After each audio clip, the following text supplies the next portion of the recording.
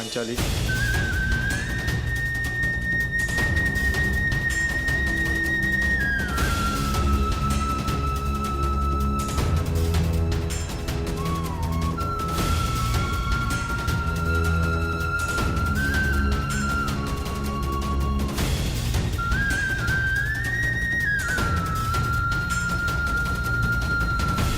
आपसे भूल अवश्य हुई है माताश्री, परंतु इस भूल को मैं नियति समझकर स्वीकार करती हूं।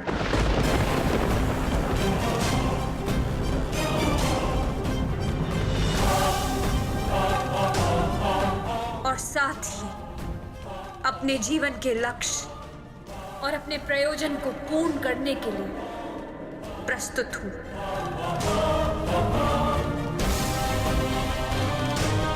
मैं आपके 5 पुत्रों से विवाह करूंगी।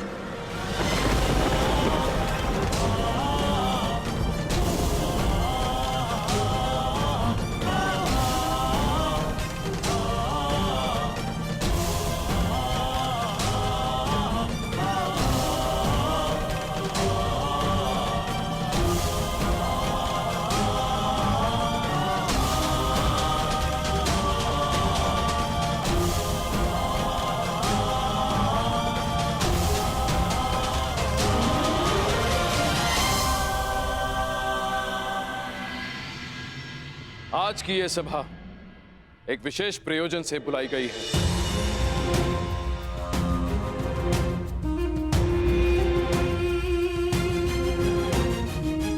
मुझे अनुभव होता है कि युवराज दुर्योधन को सम्राट पद पर बैठाने का समय आ गया है।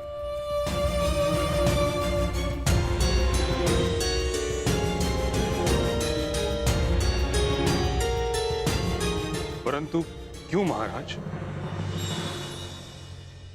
ऐसी क्या आवश्यकता आ गई? सबसे बड़ी समस्या समय की है ताक्षरी। कल रात्रि मैंने एक स्वप्न देखा जिसमें मुझे आभास हुआ कि मेरे संन्यास का समय निकट है। सम्राट जब संन्यास ले तो उत्तराधिकारी को सिंहासन संभालना ही होता है। बड़ी इच्छा थी कि अनुज पांडु का पुत्र, कुरुवंश का ज्येष्ठ पुत्र युधिष्ठिर साम्राज्य संभाले, पर नियति ने उसे हमसे छीन लिया।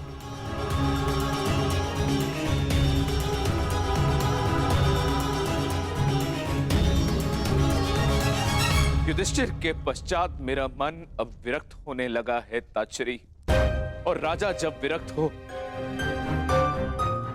तो उसे सिंहासन त्याग देना ही उचित होता है।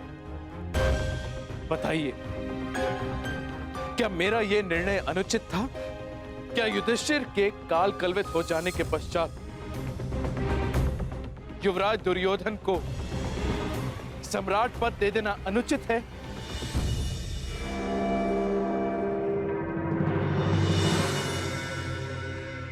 यदि नहीं तो मैं दुर्योधन को सम्राट पद देता हूं।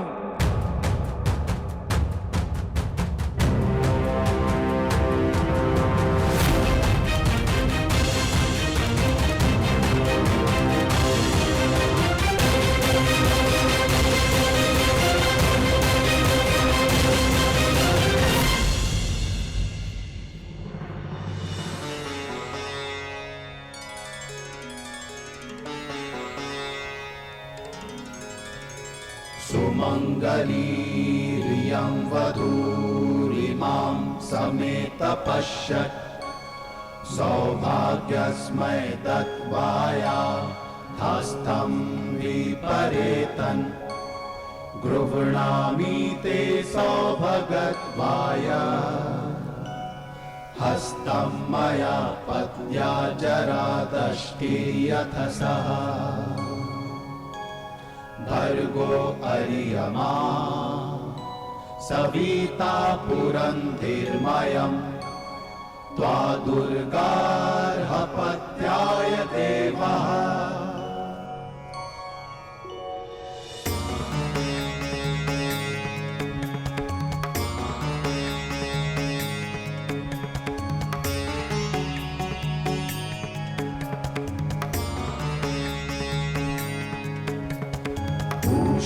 त्वयतो नयतु हस्तगृहाश्विना प्रवहतां रथेन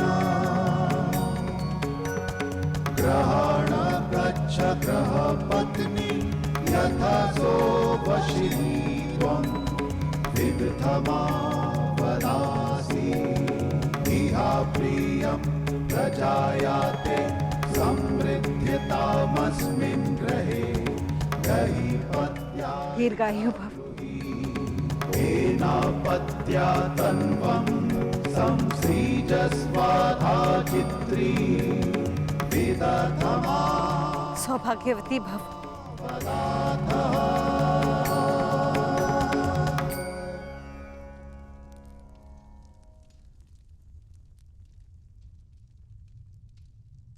आयुष्मान भव।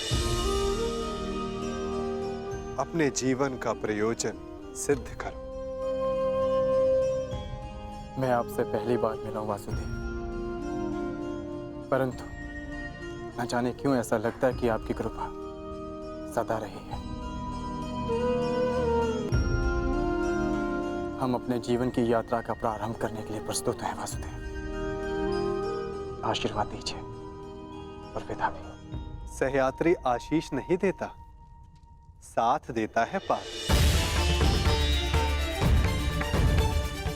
यात्रा तुम्हारी नहीं, हमारी प्रारंभ होने वाली है। मैं आपका तात्पर्य समझा नहीं वासुदेव। अग्नि वायु से विदा नहीं लेती, चूंकि दोनों का संगम ताप उत्पन्न करता है। जल धारा से विदा नहीं लेता, चूंकि उसे पुनः धारा से मिलना होता है। जिन्हें बार बार मिलना है वो विदा नहीं लेते। अर्थात मुझसे विदा ना लो पार, अगले मिलन की तैयारी करो।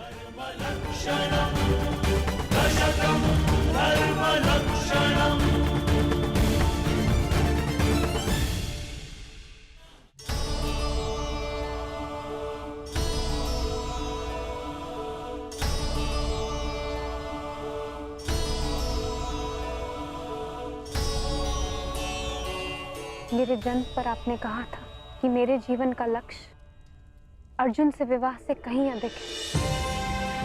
आज मुझे ये अनुभव हो रहा है कि वो लक्ष्य निकट है। निकट तो नया युग है सखी, जिसकी आधारशिला तुम्हें रखनी है। एक वचन दे सकते हैं मधुसूदन? बिना जाने वचन कैसे दे सकता हूँ? क्योंकि आप जानते हैं कि मुझे क्या चाहिए।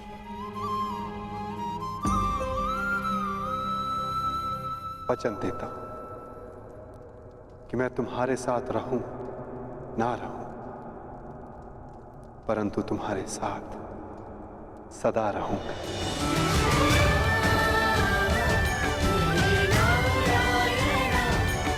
आपका साथ मुझे जीवन की यात्रा पूर्ण करने का साहस देता रहेगा सखा।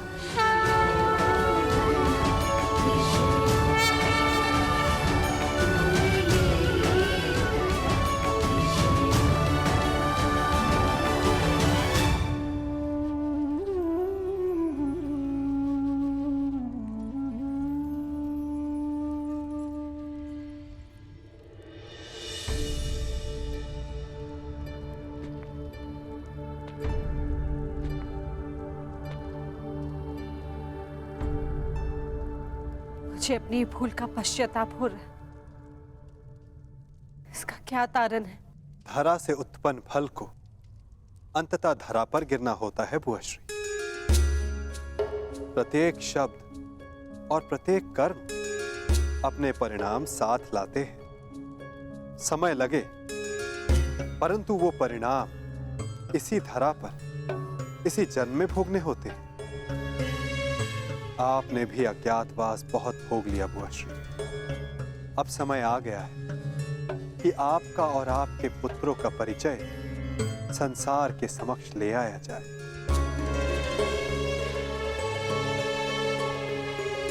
आप चाहते हैं कि हम हस्तिनापुर लौट जाएं? नहीं, हस्तिनापुर चाहता है कि वहां धर्म स्थापना हो। हस्तिनापुर आप सबको पुकार रहा है वो, और धर्म रथ के 5 चक्र आपके पास है। हस्तिनापुर लौटने का समय हो गया है बुआश्री।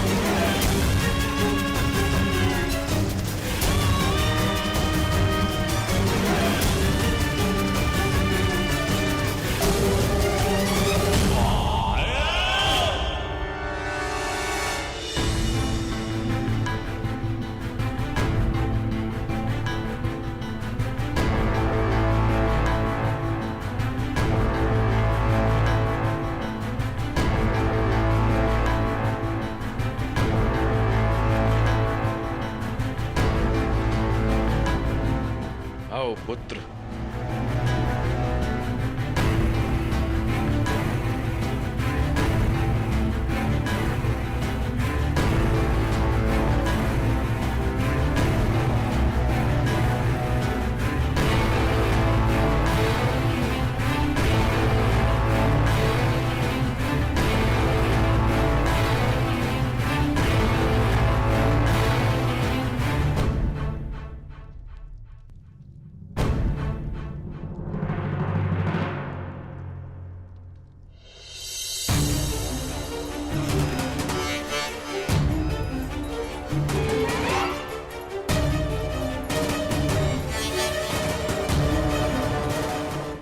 हम दोनों ही जानते हैं कि पांडव अभी जीवित हैं, और यदि दुर्योधन को सम्राट बनते देखना चाहते तो ये सब किसी को ज्ञात नहीं होना चाहिए।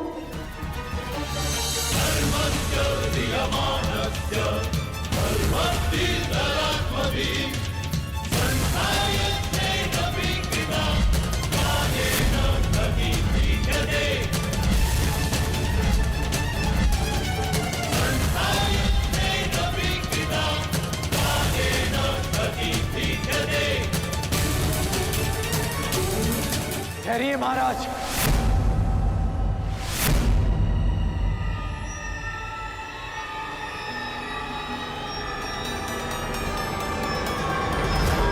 ये राज्याभिषेक नहीं हो सकता।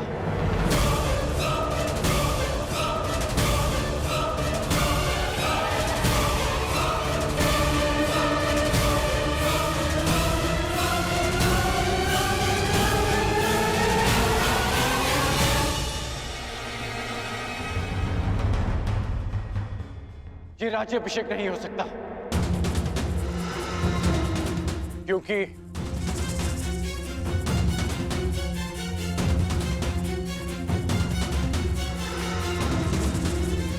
कुमार युधिष्ठिर अभी जीवित हैं।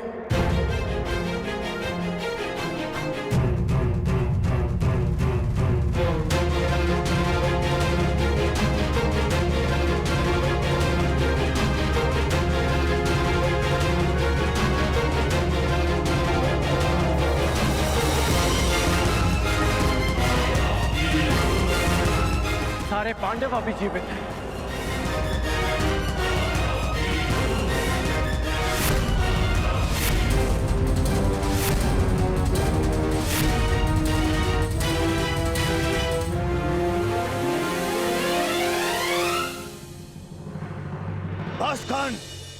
ये क्या कह रहे हो तुम?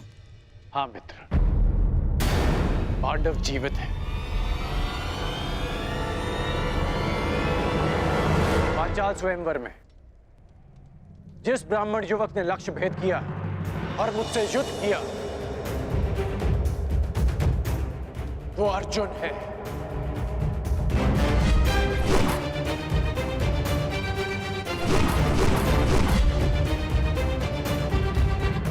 और जिस ब्राह्मण ने वृक्ष उखाड़कर तुमसे युद्ध किया, वो भीम।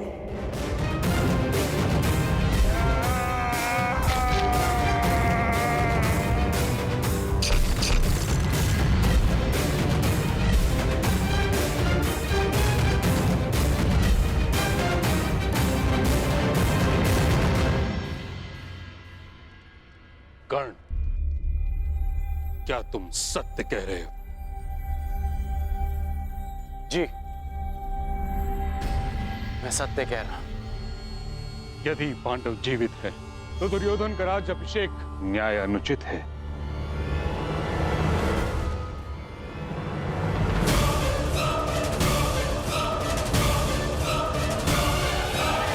ना ही उसे राजपद देना।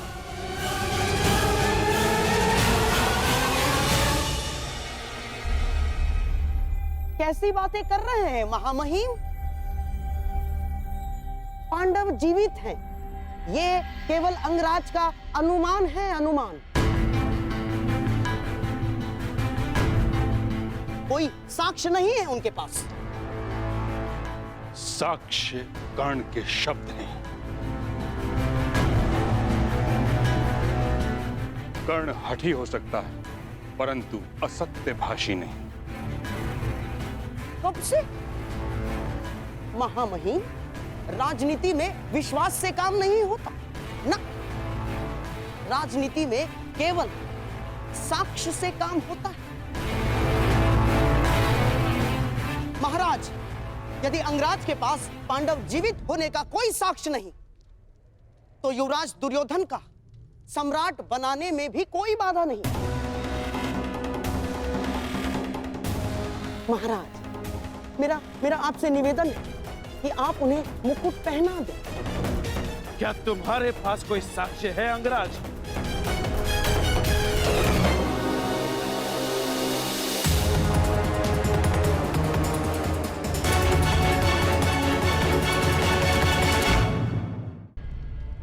मेरा आपसे निवेदन है कि आप उन्हें मुकुट पहना दें। क्या तुम्हारे पास कोई साक्ष्य है अंगराज? महाराज, जो मेरे बाणों को काट सके वो केवल अर्जुन के ही बाण हो सकते हैं।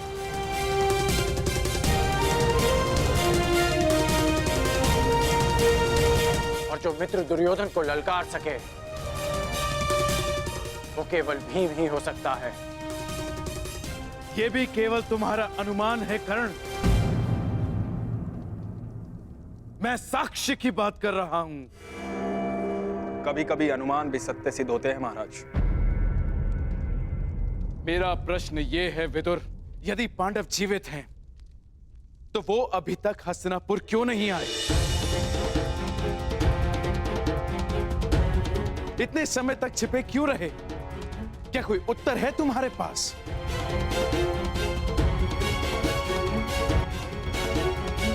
यदि किसी के पास इस बात का उत्तर नहीं, तो मेरे सामने प्रश्न खड़ा करके समय व्यर्थ ना करें।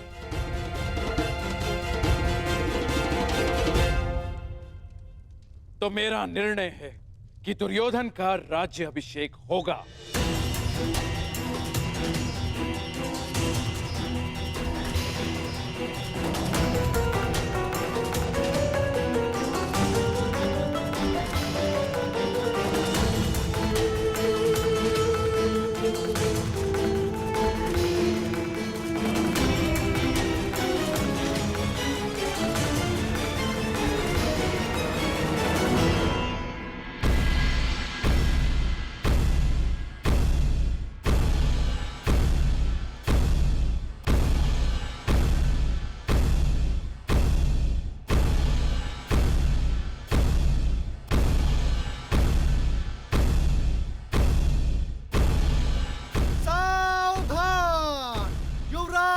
युधिष्ठिर पधार रहे हैं।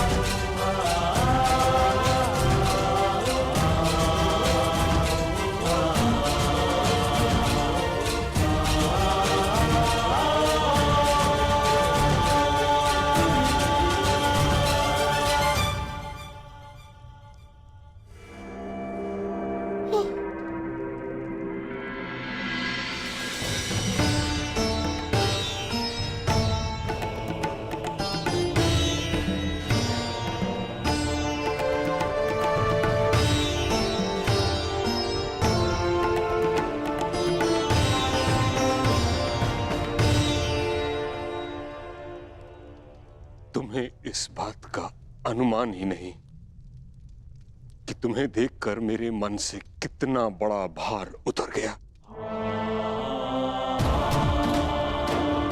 यह अनुभूति एक शूल की भांति मेरे मन में चुभ रही थी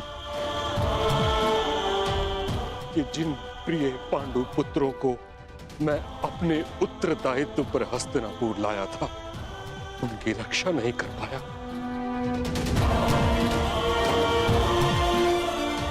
इस समय तुम सबको सकुशल देखकर तुम अनुमान नहीं लगा सकते कि मुझे कितनी प्रसन्नता हो रही।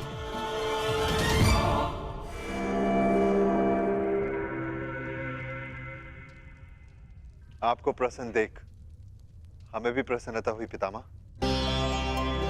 हस्तिनापुर में स्वागत है युवराज।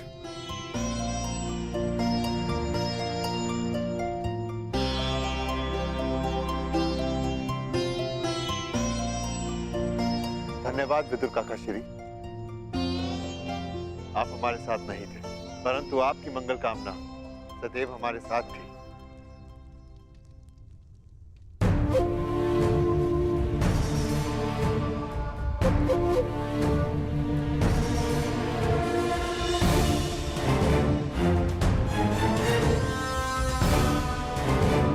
मेरे पुत्रों, ईश्वर की महान कृपा है कि तुम सब सकुशल हो। अब मैं मृत्यु उपरांत अपने भ्राता पांडु को अपना मुख दिखा सकूंगा। पिताश्री को सदैव अपने ज्येष्ठ भ्राताश्री पर गर्व रहेगा महाराज। अर्नावत में आपके पुत्र दुर्योधन ने जो हमारे स्वागत के प्रबंध किए हम कभी नहीं भुला सकते।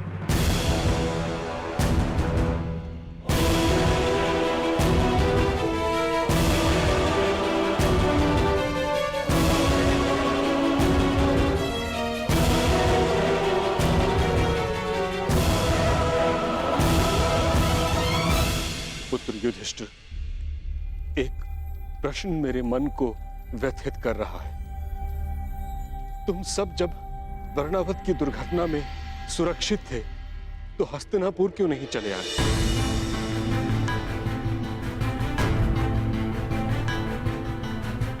बताओ पुत्र, तुमने हमें कोई संदेश क्यों नहीं भेजा?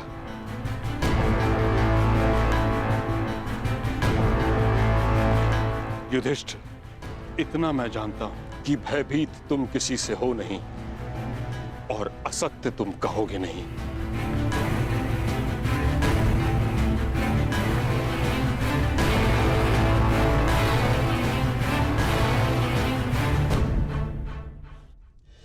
बताओ।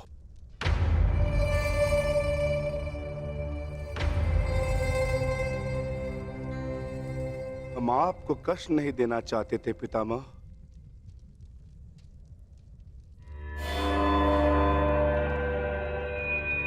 परंतु कुछ दिनों के लिए किसी को संतोष देना चाहते थे।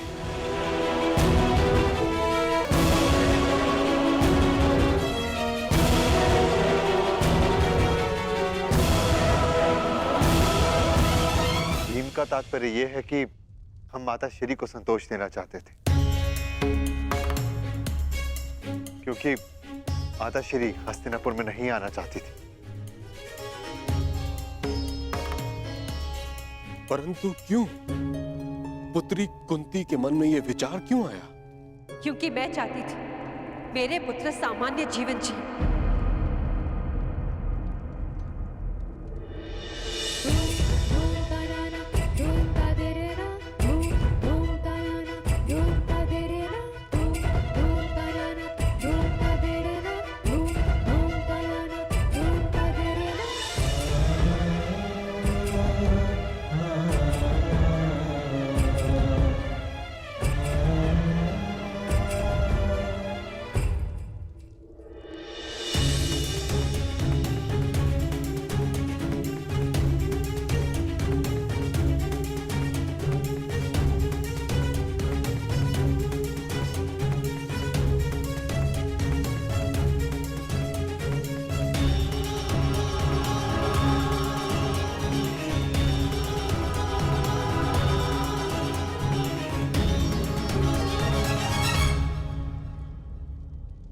राजसी जीवन और राजनीति से मेरा मन विरक्त हो चुका है ताजश्री। तो लौटी क्यों?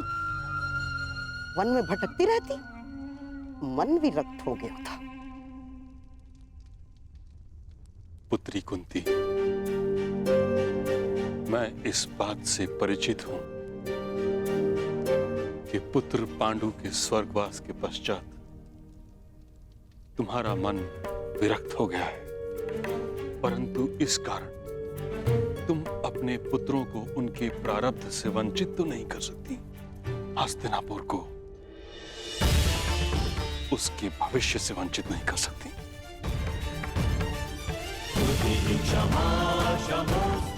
कुंती पुत्री, सिंह बछड़े की भांति नहीं जी सकते, उन्हें वन का राजा बनना ही होता है।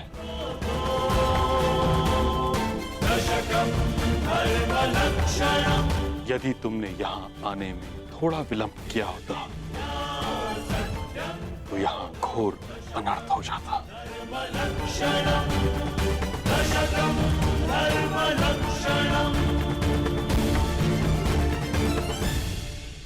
मैं अपने पुत्र को अनर्थ से दूर रखना चाहती थी, इसलिए हम नहीं लौटे ताजश्री। जब तक भीष्म जीवित है, मेरे पुत्रों का कोई अनर्थ नहीं हो सकता।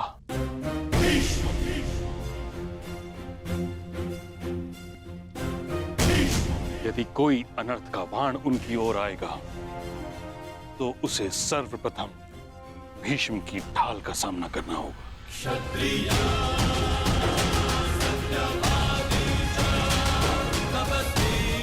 अंत भला तो सब भला। हस्तिनापुर अपने भविष्य का स्वागत करता है।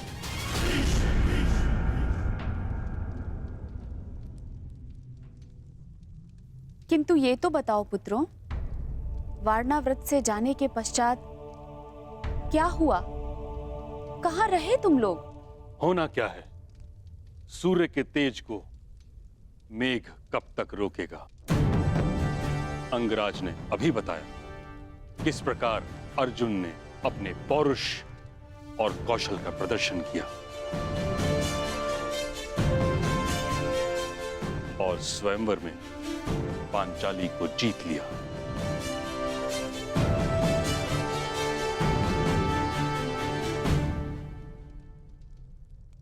हस्तिनापुर की कुलवधू कहां है? उसे संग नहीं लाए।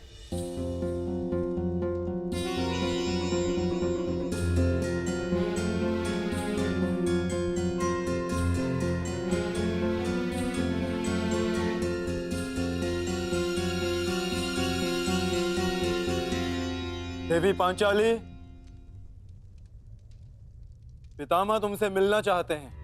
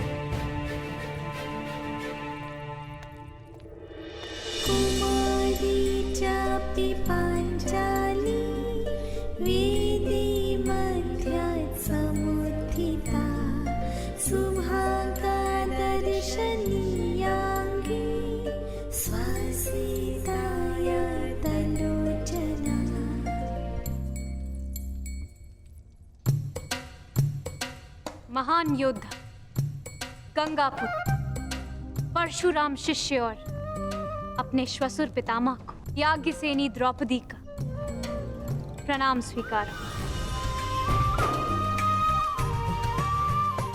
अपने परिचय के लिए जिन शब्दों का चयन तुमने किया है यज्ञसेनी, उससे तुम्हारे गुण, तुम्हारा ज्ञान, बड़ों का आदर और तुम्हारे चरित्र की श्रेष्ठता सिद्ध होती है।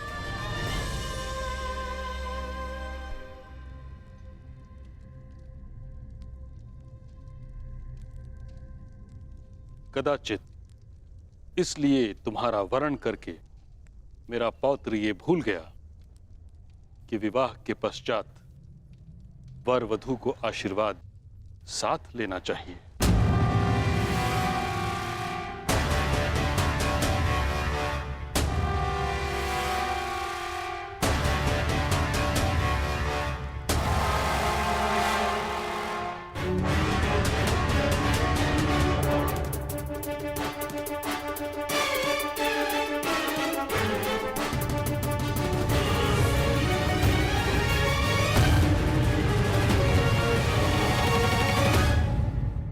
विवाह के पश्चात वर वधू को आशीर्वाद साथ लेना चाहिए।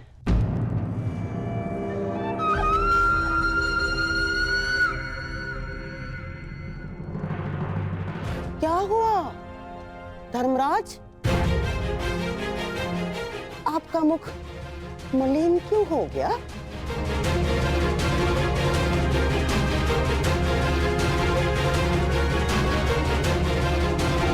अर्थात कुछ कहना चाह रहे हो?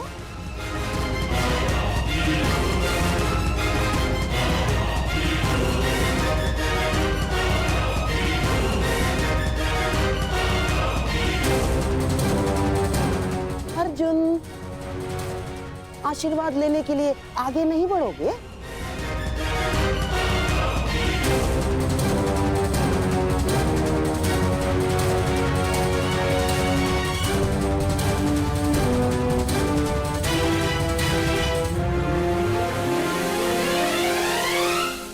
परंतु पितामह,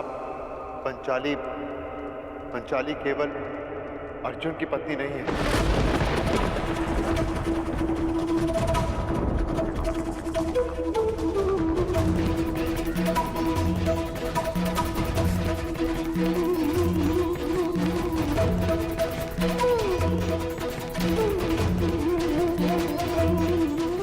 कैसा उपहास है पुत्र।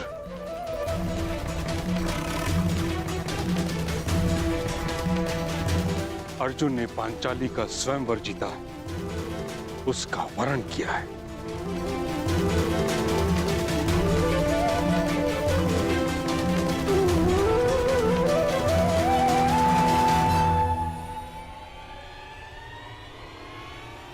परंतु पंचाली से हम पांचों ने विवाह किया।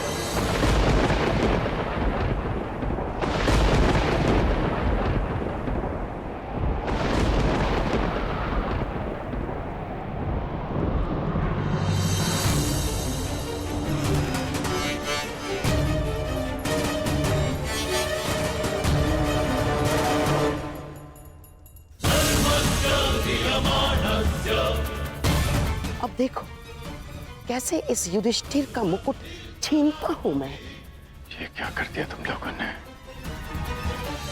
ये क्या कर दिया?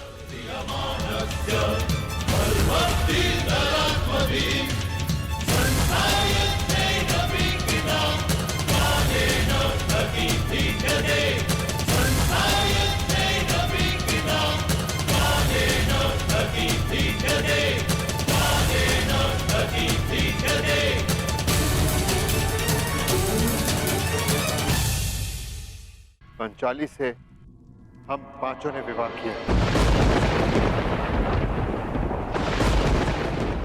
ये क्या कर दिया तुम लोगों ने? ये क्या अनर्थ कर डाला युधिष्ठिर। यज्ञसेनी को जब अर्जुन ने वरा तो तुम पांचों उससे विवाह किस प्रकार कर सकते हो? धन, धान्य, संपत्ति, राज्य, इन सब का बंटवारा हो सकता है, परंतु पत्नी उसका नहीं। माता की वाणी भी नहीं काटी जा सकती पितामह। स्वयंवर से जब हम पंचाली को लेकर घर पहुंचे, माता देखिए आज हमने भिक्षा में क्या प्राप्त किया है। जो भी लाए हो तुम पांचों भाई सदा की भांति उसे आपस में बांट लो। अब आप ही बताइए पितामह क्या करते हैं? कुरुवंश की रीत ही है कि माता पिता के वचनों का पालन प्राण देकर किया जाए।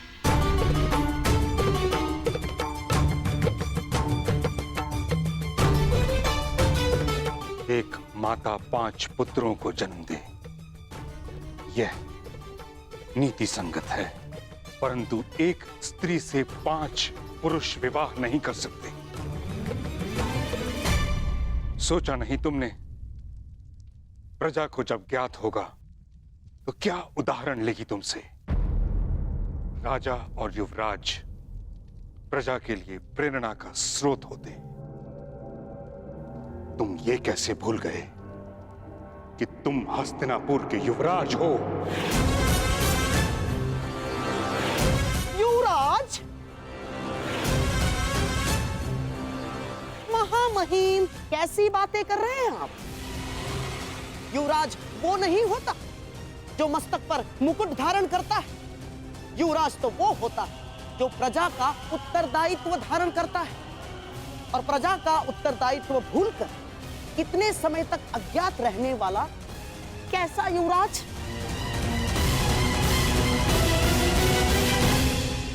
और महामहिम युवराज तो वो होता है जो अपने वश से बाहर जाकर भी एक स्त्री की मर्यादा की रक्षा करता है।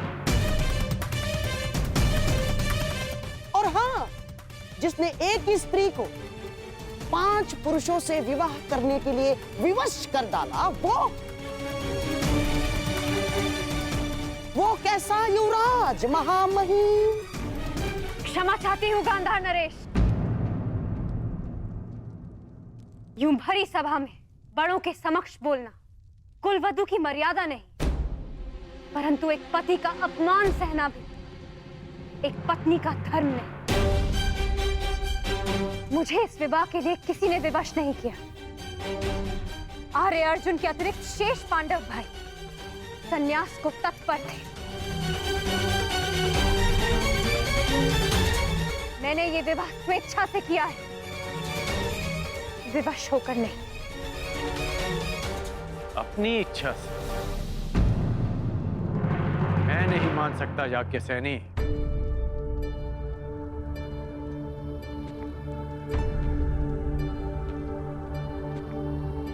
जिस पंचाली को रीति नीति पर इतना विश्वास था कि उसने एक सूत पुत्र का वर्ण करना अस्वीकार कर दिया, वो कैसे 5 पुरुषों से विवाह कर सकती है? मैं नहीं मान सकता। बताइए क्या कारण है? स्त्री के लिए विवाह करने का एकमात्र कारण उसका चयन होता है, और ये चयन मेरा अधिकार था।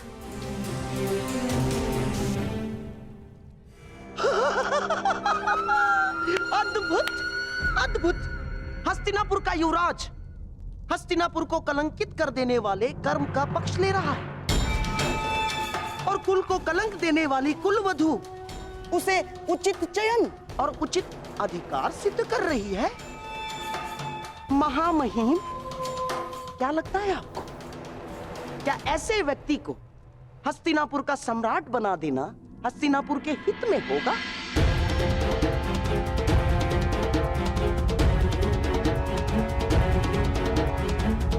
महाराज, ये कर्म हस्तिनापुर के इतिहास को सदैव सदैव लज्जित करेगा महाराज।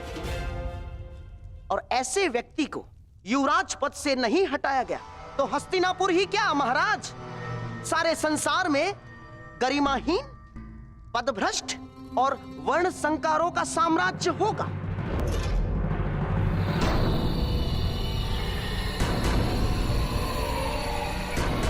युधिष्ठिर, तुम तो धर्म के प्रतीक हो पुत्र। मुझे तुमसे ऐसी आशा न थी। और जो युवराज अपने महाराज को निराश करे, उसे युवराज पद पर रहने का कोई अधिकार नहीं। ना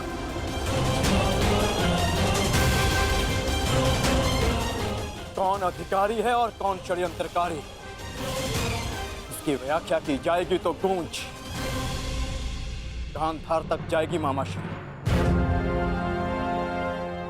युवराज पद ज्येष्ठ भ्राताश्री को दान में नहीं मिला, अपने पौरुष, पराक्रम और बल से अर्जित किया है हमने।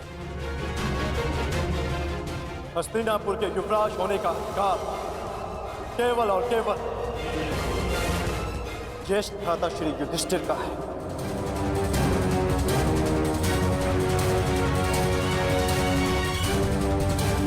और उस अधिकार की गणना गांधार नरेश नहीं कर सकते। तो ठीक है, इसकी व्याख्या हस्तिनापुर का वर्तमान युवराज करेगा।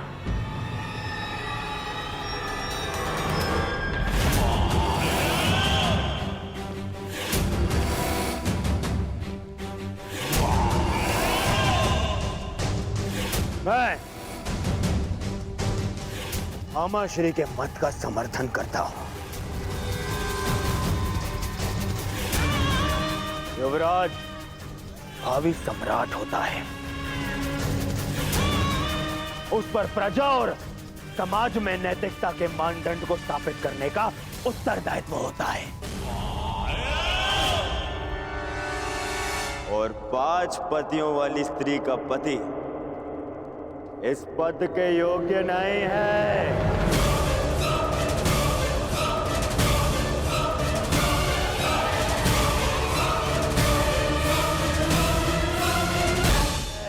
बस दुर्योधन, बस! मैं तुम्हें सावधान करता हूं दुर्योधन। भ्राताश्री और पांचाली के विषय में एक भी अपशब्द कहा तो ये राजसभा यही युद्ध भूमि में परिवर्तित हो जाएगी।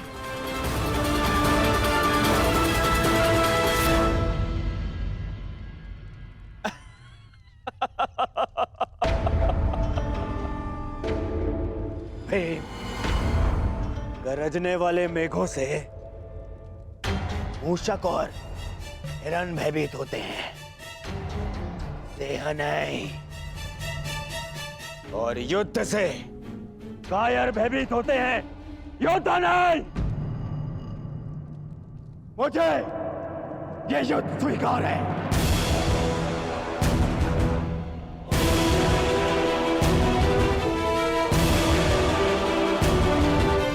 हस्तिनापुर का भविष्य कौन होगा, कदाचित उसका निर्णय युद्ध से ही होगा।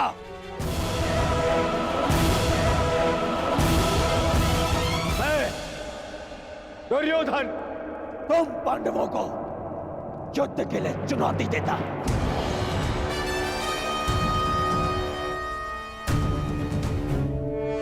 अब हस्तिनापुर का सम्राट वही होगा तो ये युद्ध जीतेगा।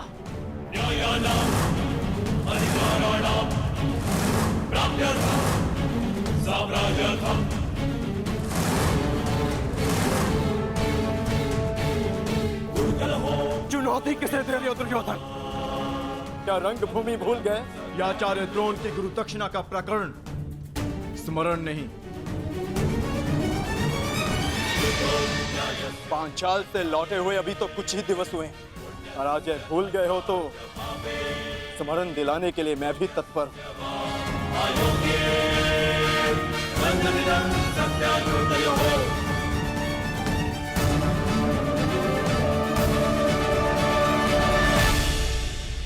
यदि ऐसा है तो तुम भी मत भूलना अर्जुन, कि रंगभूमि का हमारा द्वंद्व विशेष है।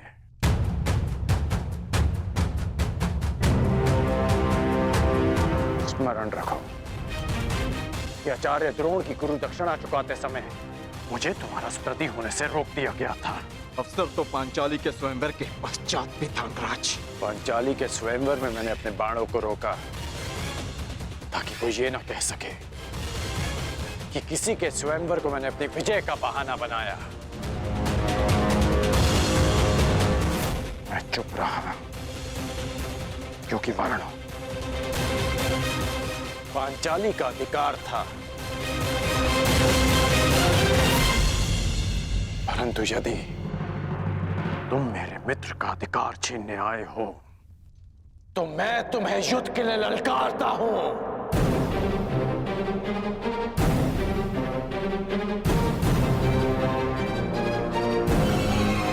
संसार भी तो देखे कि सबसे बड़ा धनुर्धारी कौन है।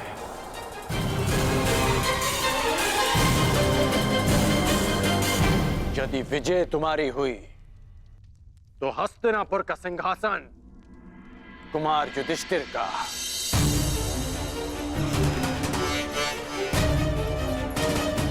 परंतु यदि तुम पराजित हुए तो तुम दोबारा हस्तिनापुर की ओर मुख नहीं करोगे।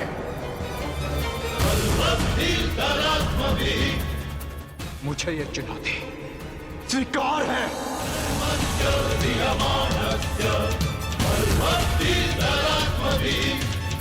तो हम कहां पीछे हटने वाले हैं? युद्ध अभी हो। बस राज्यसभा की एक मर्यादा होती है, उसका उल्लंघन उचित नहीं।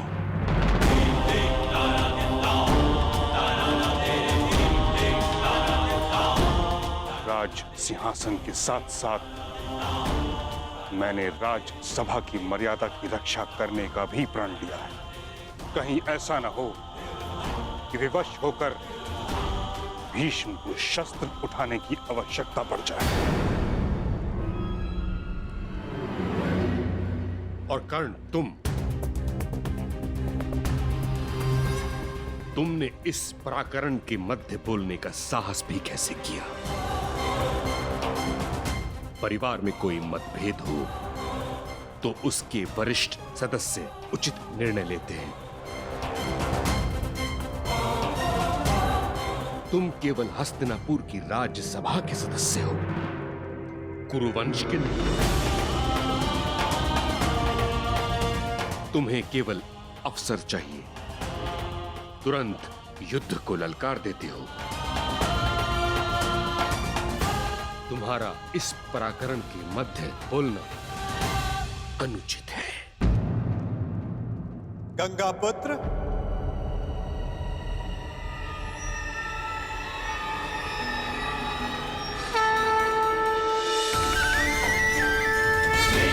गोविंद हरे मुरारी हे नाथ नारायण वासुदेव श्री कृष्ण गोविंद हरे मुरारी हे नाथ नारायण वासुदेव श्री कृष्ण गोविंद हरे मुरारी हे नाथ नारायण वासुदेव। कर्ण ने कुछ अनुचित नहीं कहा।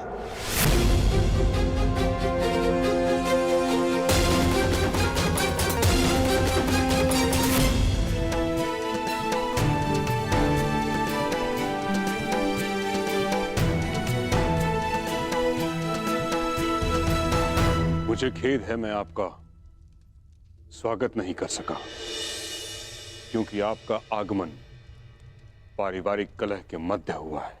पारिवारिक कलह के कारण ही मैं यहां आया हूं गंगा पुत्र।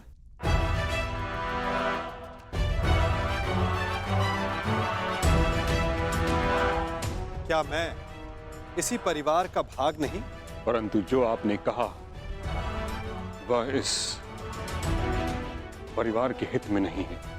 किसमें किसका हित है, किसका अहित, ये तो व्यक्तिगत चयन पर निर्भर करता है ना गंगा पुत्र।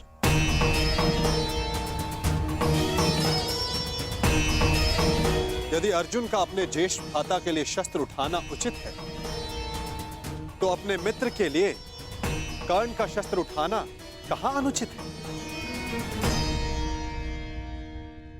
हम सब अपना चयन करते हैं गंगा पुत्र, और उसके लिए उत्तरदायी भी स्वयं होते हैं। इस सभा में उपस्थित ऐसा कौन है जिसने अपना चयन ना किया हो? आपने एक प्रतिज्ञा का चयन किया। महारानी गांधारी ने सदैव अपने आंखों पर पट्टी बांधे रखने का चयन किया। गांधार नरेश शकुनी ने अपना राज्य छोड़कर हस्तिनापुर में रहने का चयन किया। महात्मा विदुर ने सत्ता और सिंहासन से दूर रहकर सिंहासन की सेवा करने का चयन किया।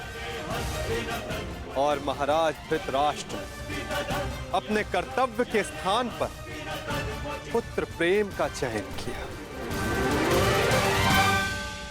यदि सबका चयन उचित है, तो कर्ण के अपने मित्र के समर्थन के चयन पर प्रश्न क्यों?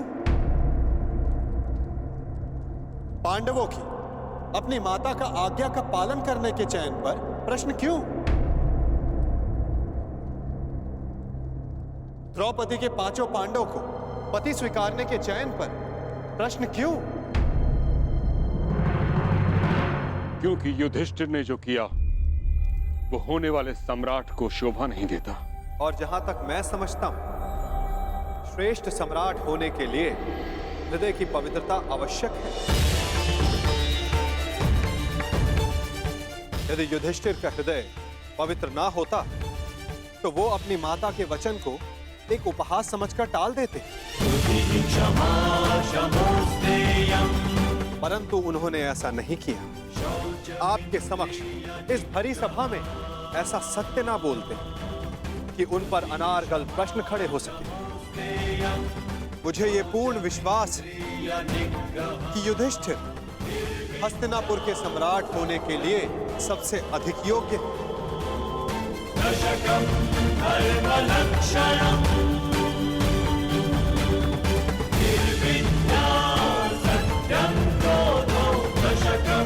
धर्म लक्षण